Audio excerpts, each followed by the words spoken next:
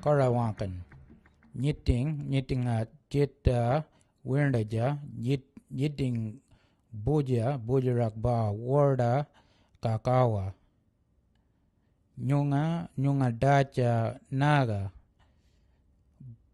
bao bridia murij bao miyaka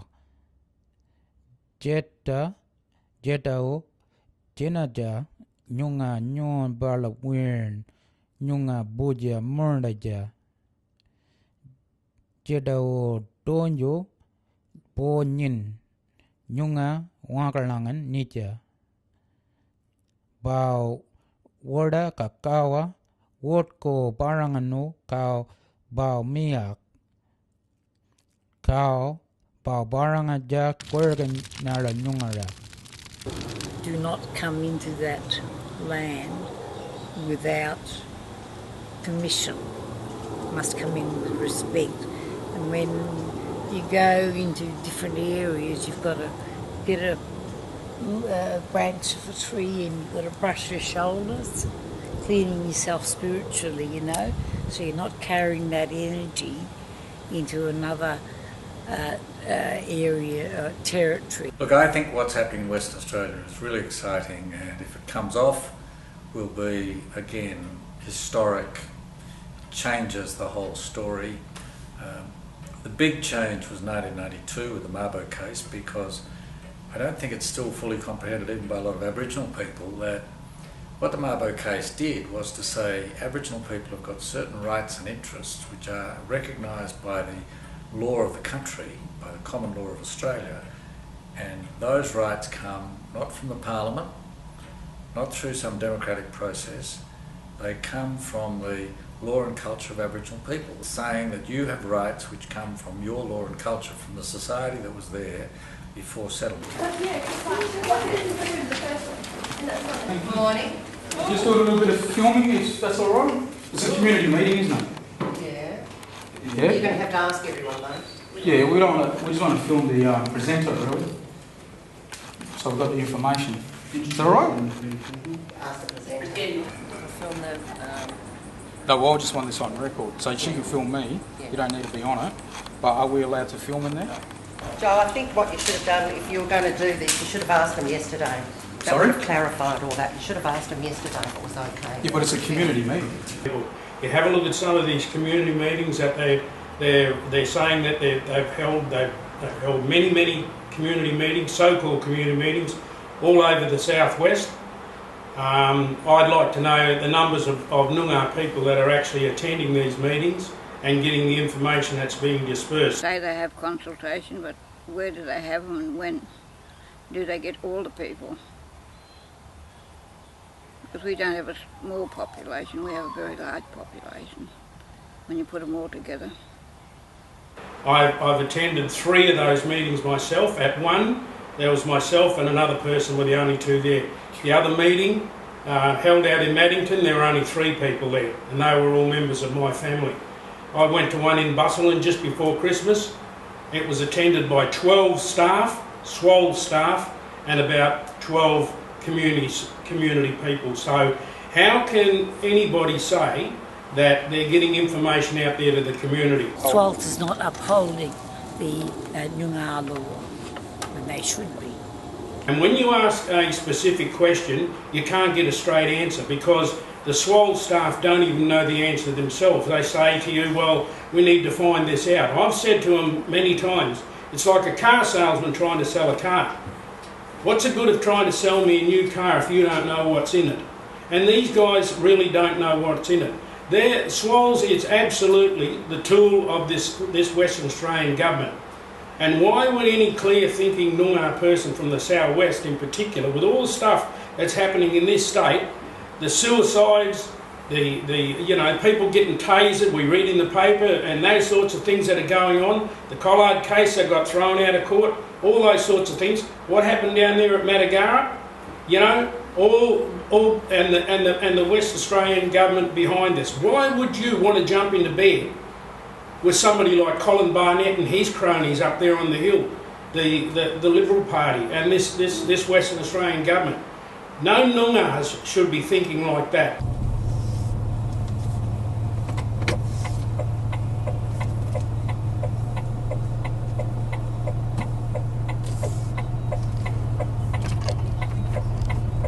Position is that we negotiate it, right? And then we put it before people, and it's not our choice. It's people's choice. So our job is to tell people what's in it, both the good things and the bad things, the things that have come up really shiny and the things that we're not so happy about, so that everyone can balance it up. And what we have to do is we have to do these things called authorisation meetings, where people who are members of that claim group come in and say, yes, we agree to this agreement, or no, we don't agree. Now, they have to be run, I mean, of course I'll be there, but of course I'm biased because I've been working on this so hard for so many years, so they have to be independently facilitated. There has to be independent legal counsel there. People from the National Native Title Tribunal need to be there. Your query below has made its way to me. I'm afraid that as a general rule, the public sector employees involved in negotiations such as this on the government's behalf would not be involved in media interviews about the negotiations. However, if you would like to submit a request to speak to the Premier or other WA ministers for your documentary, we would be very happy to consider your request. Please let me know how we might be of assistance. Danielle Bender, Senior Media Advisor, Office of the Premier of Western Australia, the Honourable Colin Barnett, MLA. This deal's not a deal that, is in consideration of the favour or the goodwill of and towards Aboriginal people. We've never seen that by the white man, and we never will. So when you talk about the single Noongar claim, what area are we talking about? Okay, it covers an area sort of just north of Jurien Bay, and if you draw a line, towards the southeast, just to the east of Ravensthorpe. So it doesn't cover all of Noongar country. There's a claim to the southeast, which is the Esperance Noongar, and that's represented by the Goldfields Land and Sea Council. And I understand that's very close to being resolved as well. And there's some claims to the north going up to Geraldton. So of course, as Noongars, we would put it that, obviously over Esperance is Noongar country, and up over Geraldton is also Noongar country. But we don't represent the claims in that area, so we can't include them in our negotiations. With the actual land claim itself, it's created a lot of division within the Aboriginal community. Not only that there, but the division of land. Certain people are being forgot about, some who are actually original claimants are left behind. The way that it currently is with the claimant groups, they're not really reflective of our traditional family runs. And I call them family runs is because that's how they've come through as oral history to me, is that families had their own family runs, and families then had all their runs and they made up a local group. But these claimant groups really are made up boundaries. This is the way that we can determine whether people come from a certain area or not, because of the traditional tribal way, and tribal means three, tri, law. Old woman, your middle-aged woman, and you have your young girl. Then you have your old man, your young, middle-aged man, and then you have your young man. And that's the different stages of initiation. Hello, Danielle. As per the email below, we would be very interested to speak with the Premier or any other minister that you or the Premier might suggest in relation to our alternative settlement documentary as soon as is conceivably possible. Please inform us of the intent as soon as you are able. The native title claims don't coincide with cultural boundaries, right? The boundaries were struck in, I don't know, the late 90s, and if we were to do it again, it'd be done different, right? Because there's these really strange boundaries. And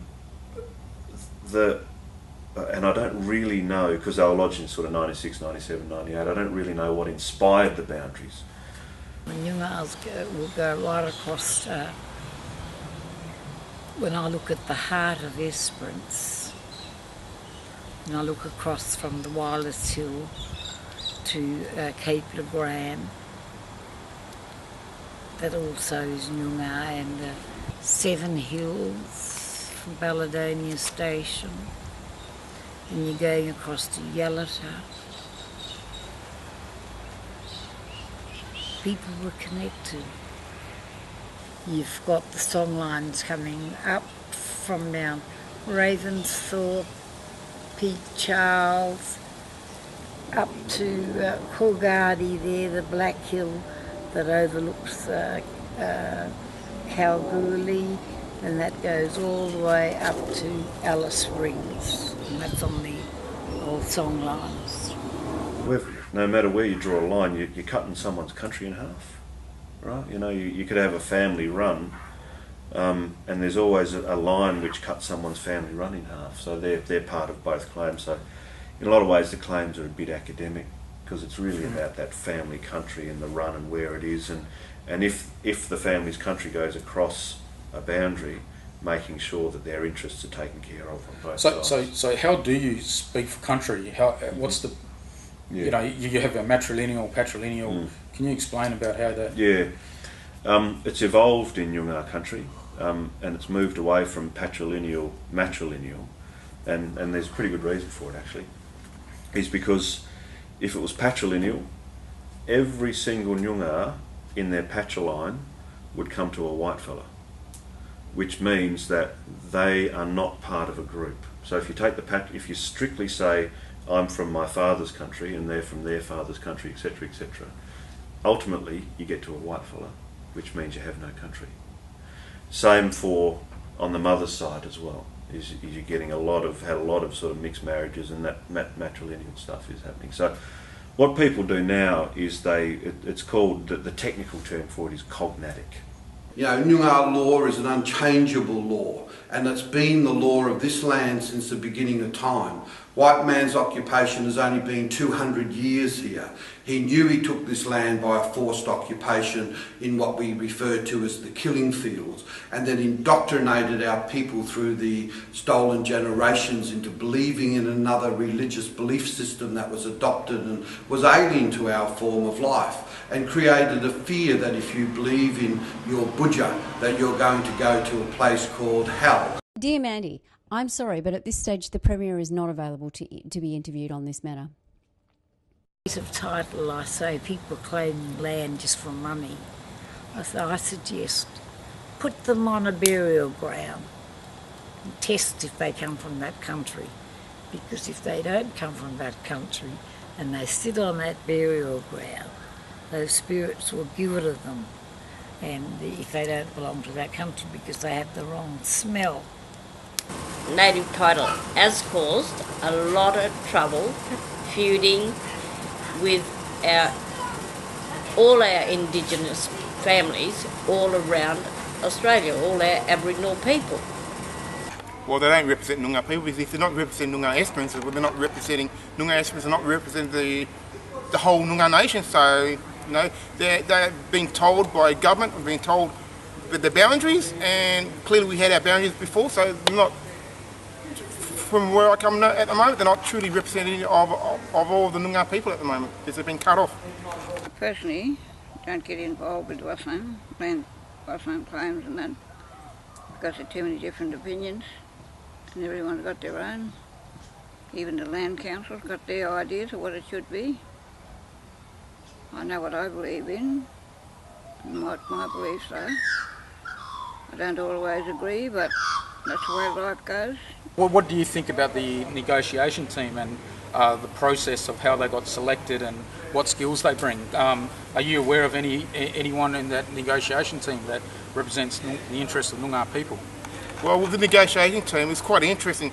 I've never seen anywhere in the public forum where they ask for negotiating thing, where they put it in the newspaper, where they put it into the website, where they had a community meeting, where we had an AGM. I haven't seen any of that. So, so I haven't seen any of the actually negotiating team. I don't know who picked who. I have no information about that. And the people that meant to be representing me on the negotiating team, well, I don't hear nothing from this negotiating team. There's no email address for this negotiating team. There's no minutes. There's no transparency. There's no communication. These people in the negotiating team, they only talk to their own immediate family, and they don't talk to the Noongar nation, and especially they don't talk to the people they actually represent. With the actual land and sea itself, they're not negotiating properly with the right people from the actual original claimants who are bloodline descendants from these areas. There's no way in this wide world that I'll ever agree to that. There's a few things in there that may be okay, but there's a hell of a lot of rubbish and propaganda that's just been spouted out there in the Noongar community. And also there's not enough real information being given to people. Without all the facts, you can't be expected to make a decision come the time when I guess it'll just go down to a vote. Hi Danielle, that is unfortunate. None of the ministers either. We're trying to present a balanced viewpoint and don't have a state government official speaking. Of course we have Swalce with Glenn Kelly, but no one from the Premier's office. Kind regards, Mandi. Any Noongar people, given the information that they know or that they don't know, more importantly, won't even bother to take part in this. And that means that, and Swallows know this too, and the state government know this too, they've just gone through the motions. They've just gone through the motions of saying, well, we've had community meetings, if you guys don't want to turn up to it and listen to what the deal is about, well, that's not our problem. We've been there, we've done that, now it's time to vote, and that's what they'll do. And my biggest fear is that maybe 5,000 odd people may vote on that, and the majority may say yes, and it's a done deal. And that is a tragic thing, and I think as Robert mentioned earlier, and my family are totally against it. It's the biggest downfall for this nation is the racism that's here and applied every day to the Aboriginal people's lives. So this native title has been watered down.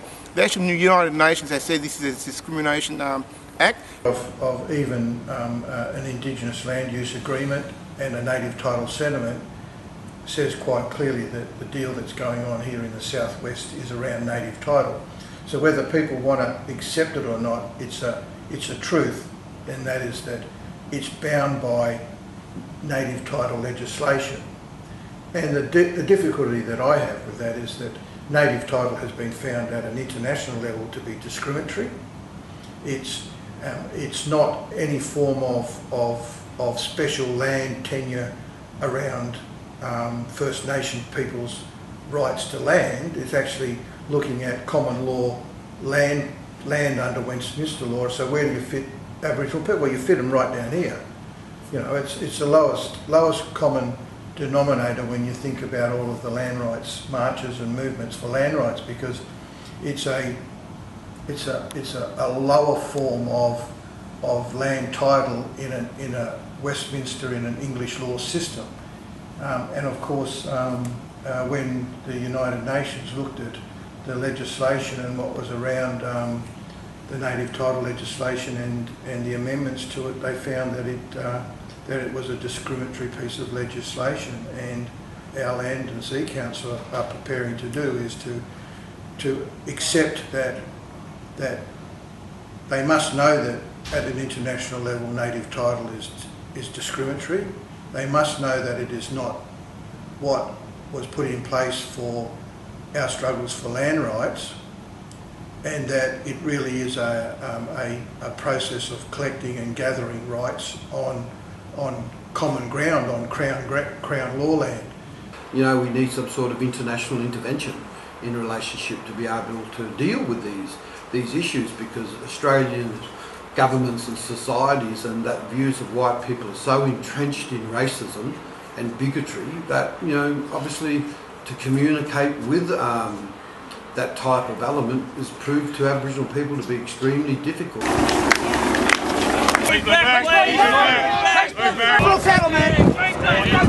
Andy Adams, we're going to be our warrior, ancestor, our warrior, and we're going to go stand with him until they finish here. Who owns this land? We do! Who owns this land? We! We are asking all our ancestors for their spirits to come up through the ground to protect us from this attack. Move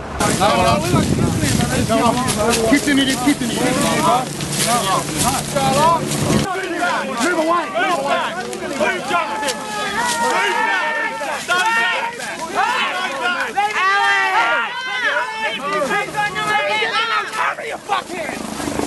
They call that meeting to get all the elders to agree to this yes vote or whatever you want to call it.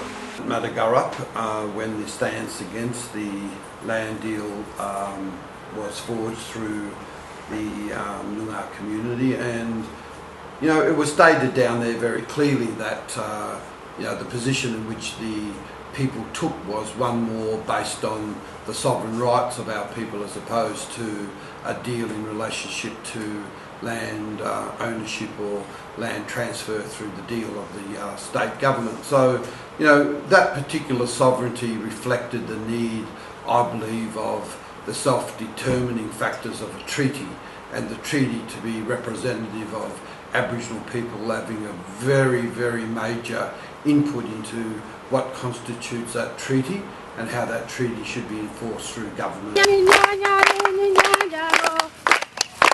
A lot of the things that came up with the meeting there with Barnett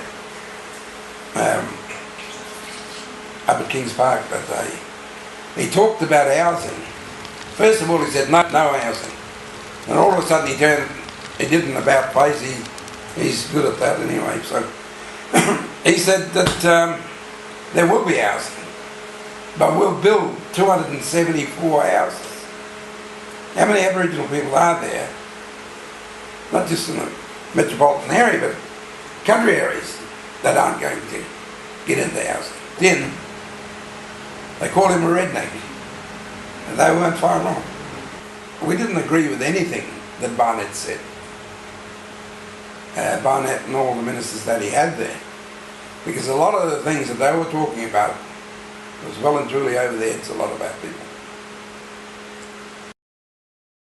You look at a lot of our people today, they live in third world standards. You got a little tin shelter, and these people are camping under that. Whether it's 30 degrees or freezing cold, you know, that's the conditions that they live in. And a response that I would like to give to Swaltz in regard to the negotiation with the government within our land is that we should make sure that this is a heart of the people's voice. We must make sure that this is our old place. It is not looking for a quick fix-it, but this is a journey that's going to affect us for a lifetime. Our land is old, and we got to allow this to grow old with us and our children and their children. You know, this land was given for us for a reason, and I think we have a way of being able to benefit from that for all people. Hopefully there can be a resolution if they can only sit down and communicate truthfully. Truth.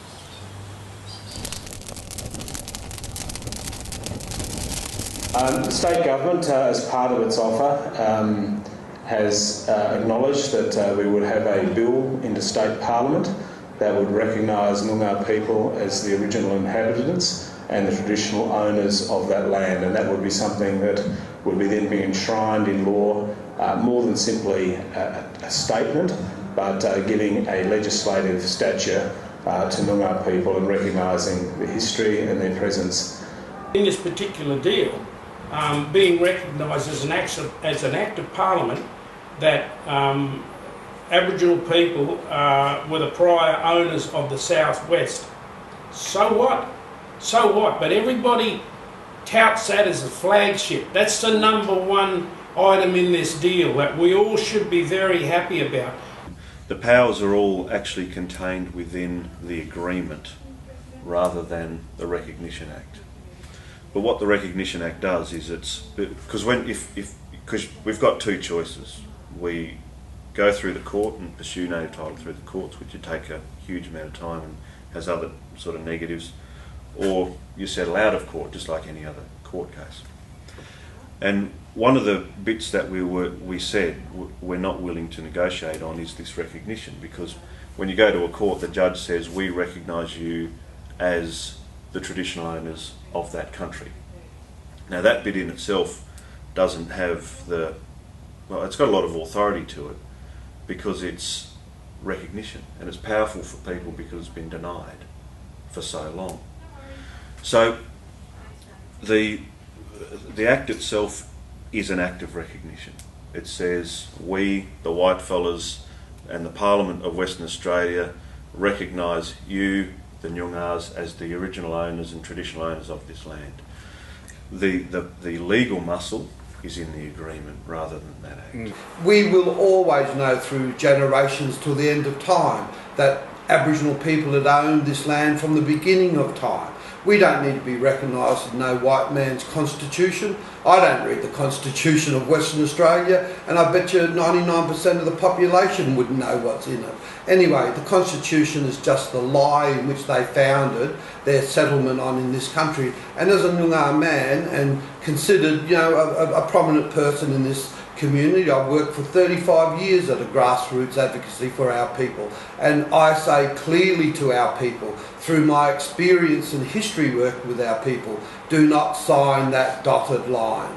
Do not sign the deal, because it may look like a nice sugar-coated piece of candy, but don't worry, soon the candy will become bitter and sour, and it'll be a living hell, as it's always been for our people. Hi Mandi. Please note, there will be a brief opportunity for you to film the Premier talking a bit about the Noongar Recognition Bill, which will be tabled in Parliament today at about 12:20 to 12:30 today. See alert attached. If you're interested in getting some footage, you're welcome to attend the press conference today.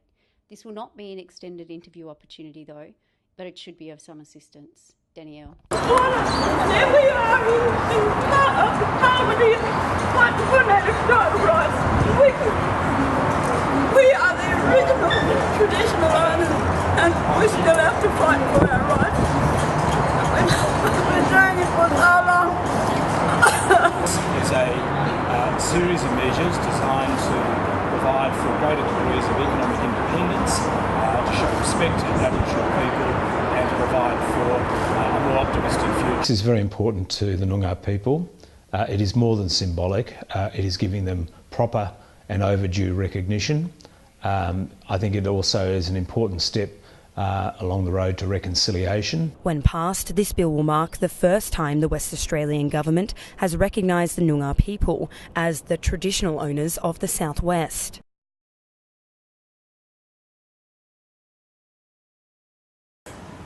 Our people who are talking for us at the moment have adopted this very low position to give our rights away. All the lands that are being given back or will be given back by the government, if this yes vote goes through, would basically be wasteland, a land that's totally useless. All the farmlands that was given away to the war, soldiers that came back from the war, or other people that bought the land, but all that prime land doesn't belong to the Aboriginal people. And with this agreement that the government's chosen at this present time, it's going to take the heart and soul out of the Aboriginal people, regardless. The problem with native title, one of the problems, there are plenty of them, is that native title is extinguished in all of the areas where the land is the richest and the water is most available and there's more people because there was more food. Because that's where the settlers came and they took the country and they freeholded it in a lot of cases, and that freeholding has got rid of native title. It extinguishes it. So in the southwest, you've got huge extinguishment of native title. The Kala Butcher claim, there's probably less than 3%. I could be wrong on that, but it's a very, it's certainly no more than 5% of the entire claim area. Most of the claim area is taken up with state forest. You've got that strip of state forest, and then you've got the farms to the east and the cities and farms to the west. So unallocated Crown land, I think there's a little bit in the north of the claim area, and there's some little patches, but virtually none. Yep. I don't believe that we should be given all the wasteland. In the Ute country at the moment, we're looking at a lot of land, but it's worthless. It's more of a sand plain, you can't grow anything there. Or it's right up against the sea. So, you know, what have you got?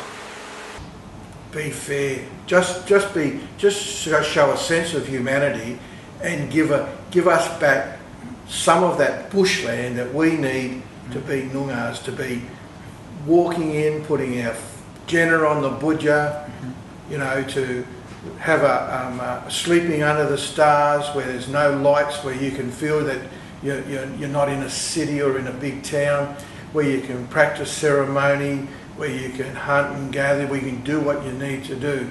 And that's just what has to be done. Australia was colonised back in 1829. I can only speak for WA. But when it was colonised on June the 1st, 1829, the governor at the time wrote back to the king.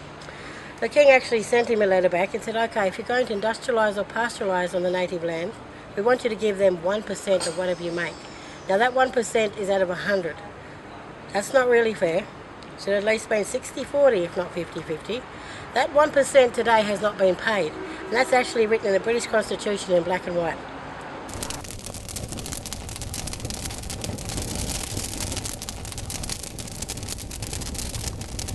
Obviously now with this deal, they're going to compensate for, you know, the taking of our land, and you know, you can't put a price on the slaughter of genocide, and as again John points out, that genocide continues today in different forms. It continues in nearly unseen formats as it surges through our communities, you know, causing immense amounts of suffering, of pain for our people in terms of incarceration.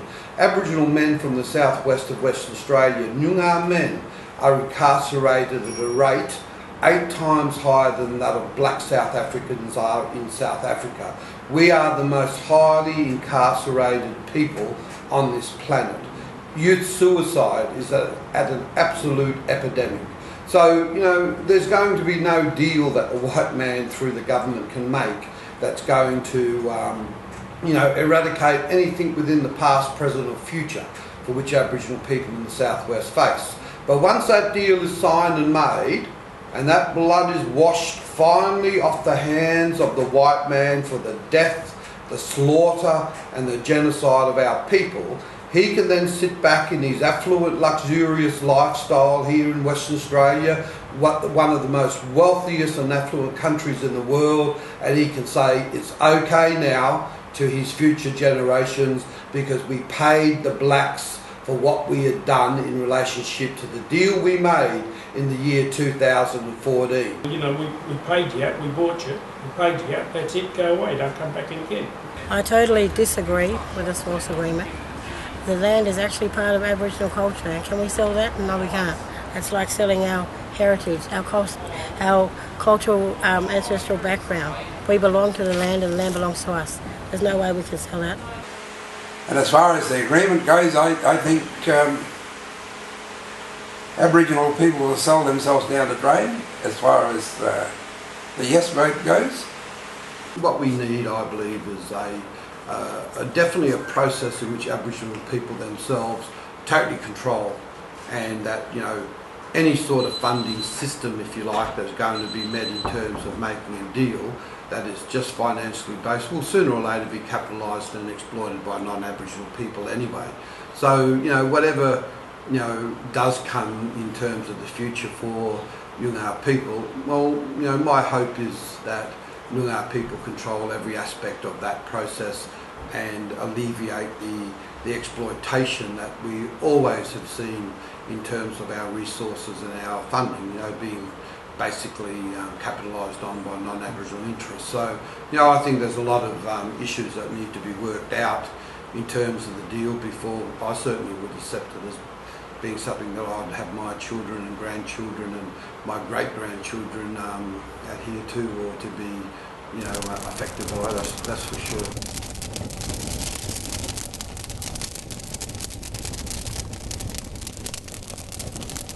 Joint management of the conservation estate in the southwest, and not only is that important that traditional ownership and cultural values are reflected in that conservation estate, but it also provides prime opportunities for training and employment of young Aboriginal people. There's some shires which are really progressive and who are really, you know, want to do something and help, but there's others, as you know, that are.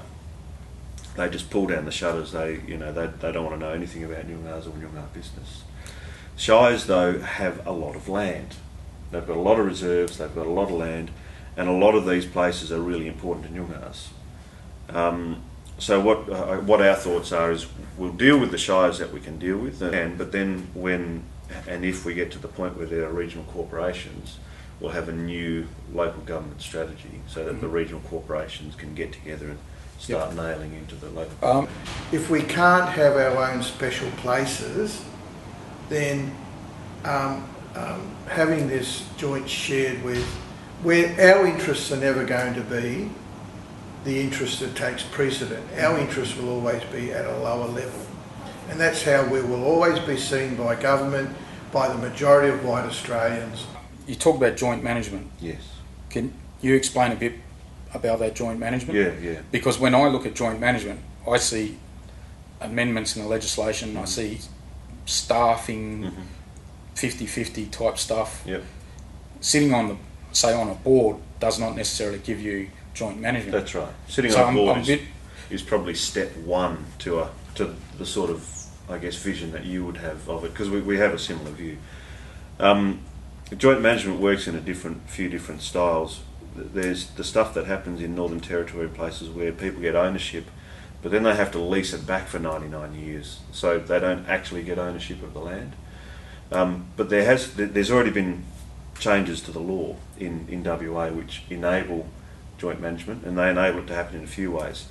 If the Conservation Commission of WA still holds the land, if it's jointly held by the Noongar group and the Conservation Commission, or if it's entirely held by the Noongar group. So you're right, sitting on a board is really only step one, because sitting on the board of management, what that does is it creates the system for better management. And what that should and will give rise to is a whole lot of stuff underneath it, like rangers. I mean, rangers aren't the only employees in a national park. You've got like recreation officers, you've got environment officers, you've got a whole swag of different people. Yeah. What's really important about Noongars and blackfellas in other places who work in national parks, and this is really key to it, is that all of a sudden you've got these people who work for a department and they've got access to these places, and you find that old people say to them, can you please take me to these places, can you take me to this place, can you take... So all of a sudden it becomes open for people, because not only do they work on the condition of the park, but they're also a cultural connector for the community as well. Joint management is still treating us as second-class citizens in our own country. We're no better off than a migrant who comes into this country, settles for a few years and wants to go and have a barbecue down in bloody, the Doncaster National Park. That's not about partnership, that's not about respect. and it's not about our rightful place in our own country.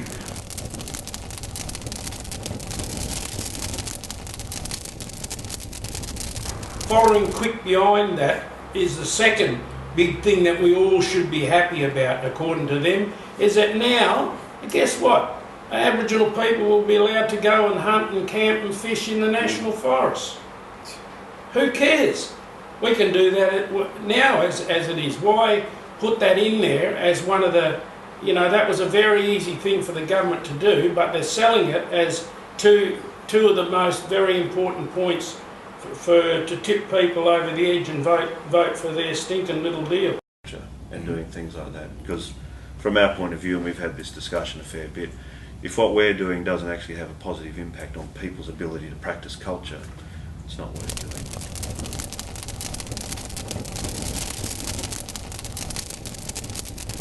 Look, currently as a native title rep body, SWALSC's budget is about $5 million a year, right? Which is fairly substantial. And like I was saying before, it's troubling to us because the results of native title equal about $2.5 million a year, which go into the claim group. So you can see an imbalance there. So of course, if Nyungas do decide to proceed with this alternative settlement, SWALS becomes a central service corporation, and there's these regional bodies corporate. Now, what happens then is that the budgets for the central service corporation gets reduced, and in my view, quite considerably over a few years.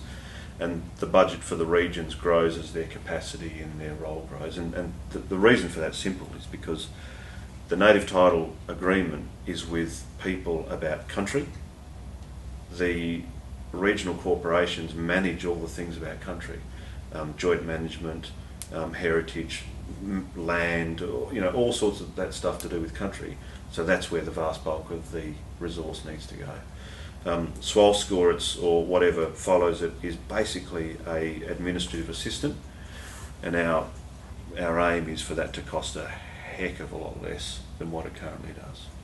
Problems that we have, inherent problems we have in coming from a pre-colonial society where we didn't really mix outside of our local areas. We might have done for ceremony and dance, but basically we didn't go from our own little close-knit areas, and so we're not people that fit comfortably with other people from around the traps. And I would think that if the Noongar Budja Trust is being managed by a group of people, then there's going to be real issues from the clan groups about who should do that, who's got the right. My understanding at the moment is that those people that sit on those claim groups are actually moving themselves to take over the trusts, and SWALS is moving itself to take over the administration. And I think in a really transparent process is that and being fair to everyone, is that if SWALS moved into this new area of operation, everything in SWALS should have gone, folded up, and everything put on the table and said, right, okay, it's all open now for all Noongars to have a chance to be a part of it and in it, and we'll do it. We'll try to make sure that we do it so that our traditional claimant groups or our traditional areas that we have got particular say in their area. Law, it's to do with creation and the land and animals and trees and everything. I mean, they've lost, most of our people have lost their culture, their identity, and with the repercussions of the stolen generation have lost their identity and don't know where they belong, where they're belonging. Where do I belong? And that is a very important, integral part of who we are. Where do we belong? Where are we going to go forward? Humanitarian right and a necessity to know where you come from, to know who your parents are, to know where you belong. Everyone has a place within society, but to not know your parents, to not know your offspring, to not know, that's really sad. And the Aboriginal people were the only people in the world that had that inflicted on them. I'm a Balladong Wajak man, and I'm very proud of our Noongar land and of the steps and the journey that we're going to take as a people. I'm very proud that our old people kept our tongue. They asked us as young fellows to always hold on to our language. And I just want to say something in our Noongar language that holds us to this land. Kaya mor konyan, ngan nyonga mamen ngan jurup ngan nyonga boy ngan barong ngan kwert, where konyan. Daman gaman ga wangi nyonga mor ngan dapakan ngan wot kuling ngan kulonga ngan wabi ngan kalak maya ngan boy ngan kwert kura ngan boy ngan kura kwert konyan. In English, I'm glad that I'm a Noongar fella. I'm glad that this land is an old place. Our old people ask us to keep our tongue and to look after it, to know that our land and our language belongs in our heart. And I look forward as we unite together as a people to continue to hold that together for our children and their grandchildren to come.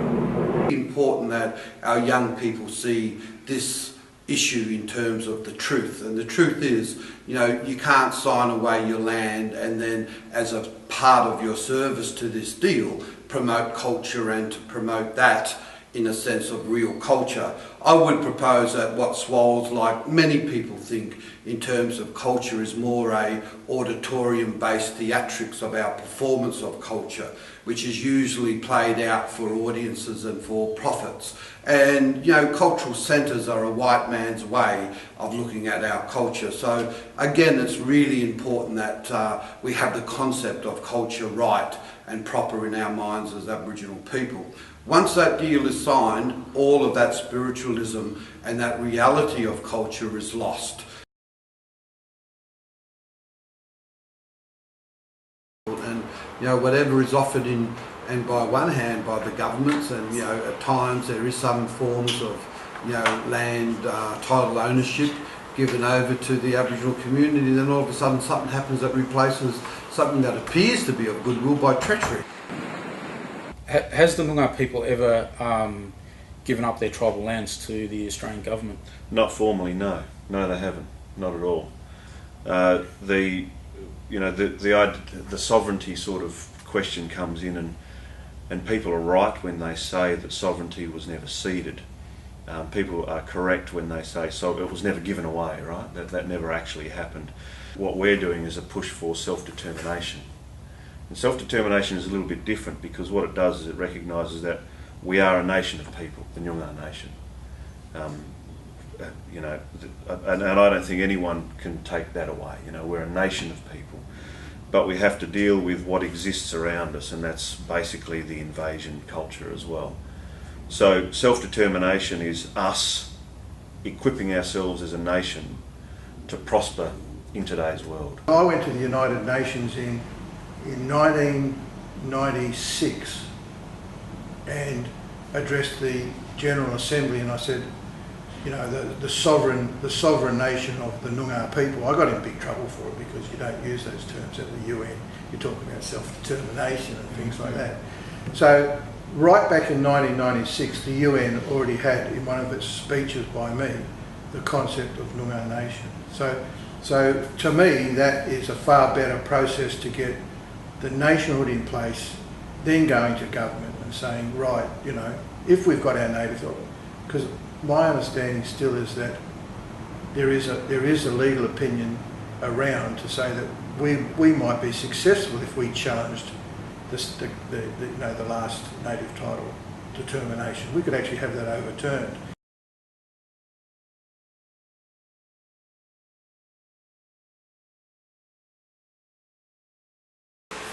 And as far as the treaty's concerned, that should have happened the day they sailed up the Swan River. That was the day when they should have signed up some paperwork to say we are part and parcel of this country with the Poms or English who came up the Swan River. But nothing happened. They just walked in and took over. And that's why our people are today, they're still behind the 8 ball because of that reason. And the Queen and probably Prince Charles, he'll be the next king. They've got a lot to answer for. Warren Mundine made a statement on the news about really strongly advocating for Aboriginal groups to set up treaties. SWALS is looking at an ILUA, an Indigenous Land Use Agreement. A lot of them have been set up right across Australia. What's the difference between an ILUA and a treaty? And if the community are pushing for a treaty, will SWALS back that? Oh yeah, we wouldn't stand in the way of that idea, for sure. Treaty is a level way above what it is that we're doing. Because what we're doing is we're basically dealing with stuff under the Native Title Act. There's different sorts of treaties as well, but I guess the hook with a treaty, and this is in Waitangi and a lot of the treaties in USA, is that they cede sovereignty. Quite different to what we're doing, because a treaty actually cedes sovereignty. It says we will cede our sovereignty to this land, and to be honest with you, I don't think any Australian government thinks that they need to bother with a treaty to do that, because they've already assumed that, and they've said, what are you going to do about it, basically. I also believe that the propaganda machine of SWALS and the government is very precise in confusing a lot of Aboriginal people in terms of this deal and what's right for our people. And that propaganda, makes people question whether you've got something now or this gives you something or takes away something. It's an international recognised contract between two groups of people, normally between First Peoples and another colonising or another group of people, a settler society that comes into the same territory. And so how do we live together? Well, we live together under this treaty. There are treaties between warring nations. There are treaties. So treaty is a bigger internationally recognised concept of having an agreement of how two groups or three groups or groups of people can live together. So under a treaty, a formal treaty, you might say that we as the First Peoples want you to implement all articles of the Declaration of the Rights of Indigenous People as a first step to signing a treaty. You've got to look at the issues dealing with what you want out of any sort of negotiation with government, and in particular a treaty. And it wasn't just about the compensation in terms of finances or what we need in terms of service delivery, but it was also about human rights. And what's been taken from us, we've been robbed of our wealth and our inheritance, and it was stolen from us. So under any kind of treaty, you would expect that we would get back some of those resources. The biggest issue is people do not understand Aboriginal people and their culture. They don't want to know, because they're frightened of what they're going to lose. And what are they going to lose? I think that it has been negotiated in ways by governments, state and federal, and by industry at times, in ways which is very destructive. But I think that nothing has shifted the balance of power back towards Aboriginal people more than native title. Whatever its imperfections, the big shift is that people now are at the table as stakeholders and not as mendicants. Land use agreements, one-off settlements, prescribed body corporates, all of these things are still about marginalising and keeping us out of the fabric of society.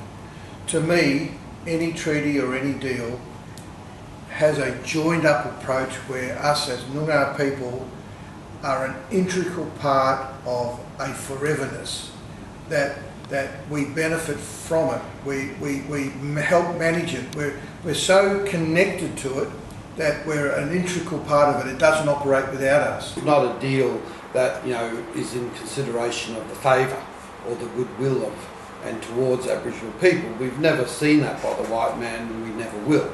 This deal is for the white man. It's offered by the white man for the white man. Getting the nationhood together is to work more closely with proper clan groups and actually adopt a more European approach in the sense of having a constitution that is made up of those clan groups, and the people who lead that are the elders and the custodians of Noongar culture. You're using native title as the doorway for negotiations.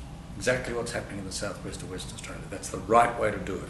Noongar Nation continue to get a percentage of land tax forever and ever and ever, that any new development, someone like a big real estate agent suddenly decides to open a new area and sell land, that some of that comes back into the Noongar estate. Our people need some person up there that's got the guts to get up and say what he thinks and advise the government of that. Place. People need to sit down and communicate with the spirits. When I'm doing law, I'm in connection with traditional spirits from the southwest, and they know the song lines. They know what families belong where, and why there's this disharmony actually hurts me, because it shouldn't be so. If I was 14 years of age, which is when I first had something to do with Aboriginal, and I had one Aboriginal person, I would pick up all the things that are wrong now, and I'd be outraged, and I'd be saying, let's fix those things. And I think that's the right thing. Young people, whether they're 14 or 15 or 20, and most Aboriginal people are young people, who look around will see what's wrong. And that's entirely legitimate. And let's hope they're going to say, when we're going to try and fix those things, we're going to change them. But my point is that it's really important to remember your history, to remember the wins of your parents and your grandparents, because remembering that gives you the strength and the confidence to change the things that are still wrong. I'd be happy with getting biscuits and crumbs forever and ever, because that's just locking us in to an endless cycle of poverty and disadvantage, and that's a breach of my human rights, and it's a breach of every other Noongar's human rights.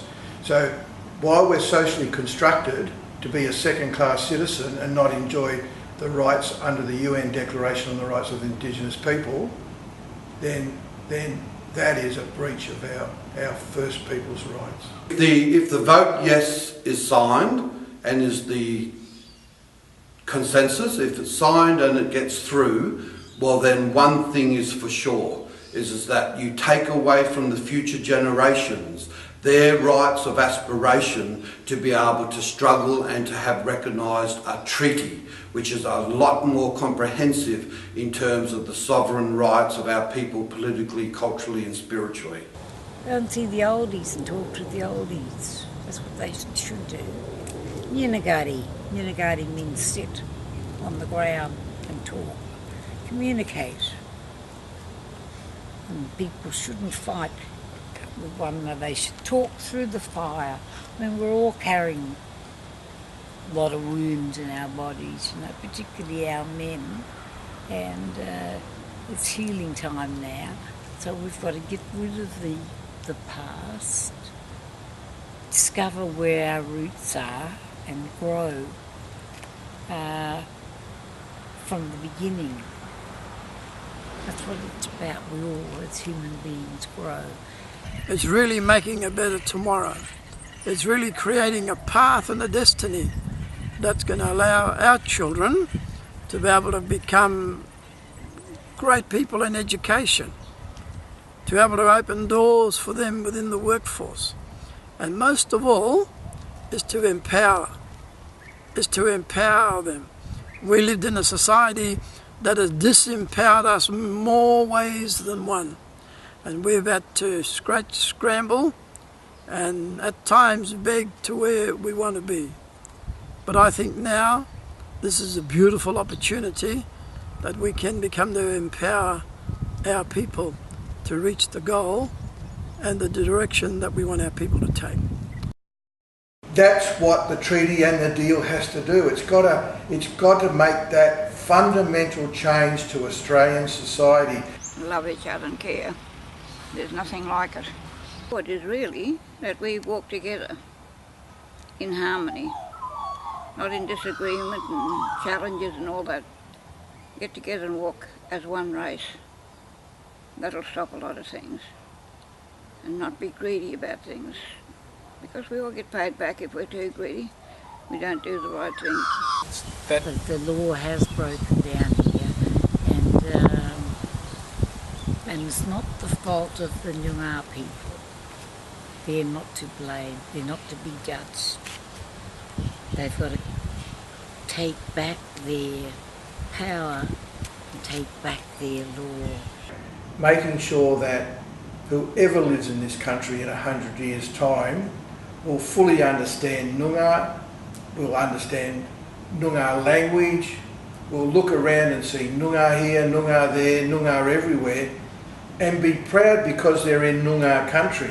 Be proud because they're in a country called Australia, but especially proud because they live in the southwest of WA and they live in Noongar country. As the world plunges into darkness and chaos, it's really important for young Aboriginal people to be taken out onto country so that we can, recommence cultural practice and customary practice on our land and maintain our belief in our budget, in our land, not because of its economics and its worth in terms of money, but its worth in terms of its spiritual strengths in which we can really recommence the healing of our people's lives.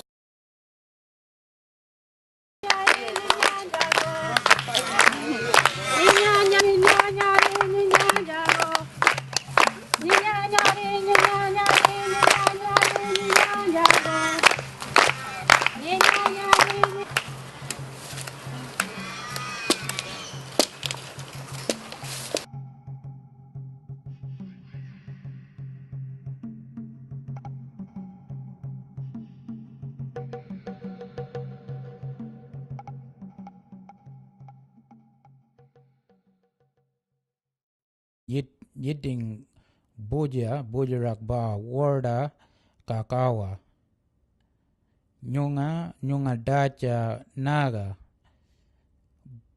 Bao Bridia Murij Bao Miyaka Jetao Jenaja Nyunga Nyon Bala Wern Nyunga Buja Murdaja Jedao Donjo Po Nyin Nyunga Wakalangan Nicha Bao Warda Kakawa Wotko Barangano Kao Bao Miak Kao Bao Barangaja Kwergan Nara Nyungara. Do not come into that land without permission. Must come in with respect.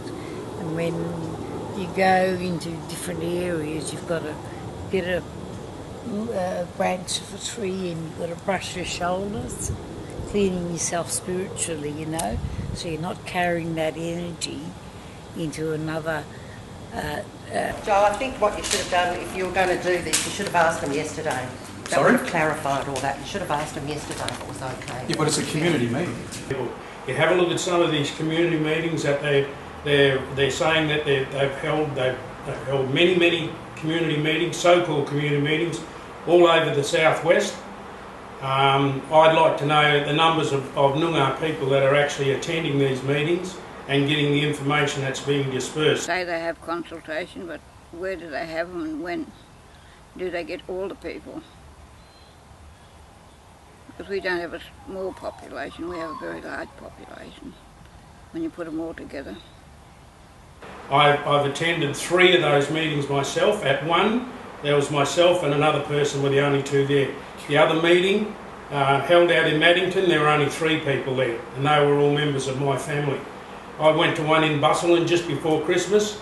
It was attended by 12 staff, SWOL staff, and about 12 community people. So how can anybody say that they're getting information out there to the community? SWOLT is not upholding the Noongar area territory. Look, I think what's happening in Western Australia is really exciting, and if it comes off, will be, again, historic, changes the whole story. The big change was 1992 with the Mabo case, because I don't think it's still fully comprehended even by a lot of Aboriginal people that what the Mabo case did was to say Aboriginal people have got certain rights and interests which are recognised by the law of the country, by the common law of Australia, and those rights come not from the Parliament, not through some democratic process, they come from the law and culture of Aboriginal people, saying that you have rights which come from your law and culture, from the society that was there before settlement. Good morning. Just do a little bit of filming, if that's all right. It's a community meeting, isn't it? Yeah. Yeah. You're going to have to ask everyone though. Yeah, we just want to film the presenter, really. So we've got the information. Is that all right? Ask the presenter. Film the. No, well, I just want this on record. So she can film me. You don't need to be on it. But are we allowed to film in there? Our law, and they should be. And when you ask a specific question, you can't get a straight answer because the SWAL staff don't even know the answer themselves. They say to you, well, we need to find this out. I've said to them many times, it's like a car salesman trying to sell a car. What's the good of trying to sell me a new car if you don't know what's in it? And these guys really don't know what's in it. SWALS is absolutely the tool of this Western Australian government. And why would any clear-thinking Noongar person from the southwest in particular, with all the stuff that's happening in this state, the suicides, the people getting tasered, we read in the paper, and those sorts of things that are going on, the Collard case that got thrown out of court, all those sorts of things. What happened down there at Matagara? And the West Australian government behind this. Why would you want to jump into bed with somebody like Colin Barnett and his cronies up there on the hill, the Liberal Party, and this Western Australian government? No Noongars should be thinking like that.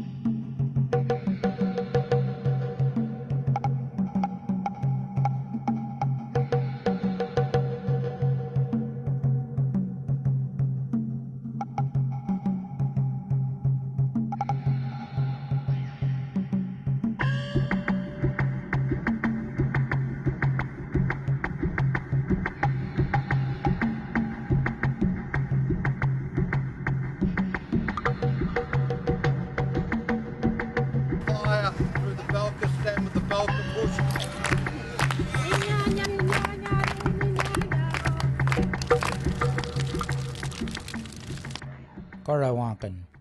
Knitting at Jetta Windaja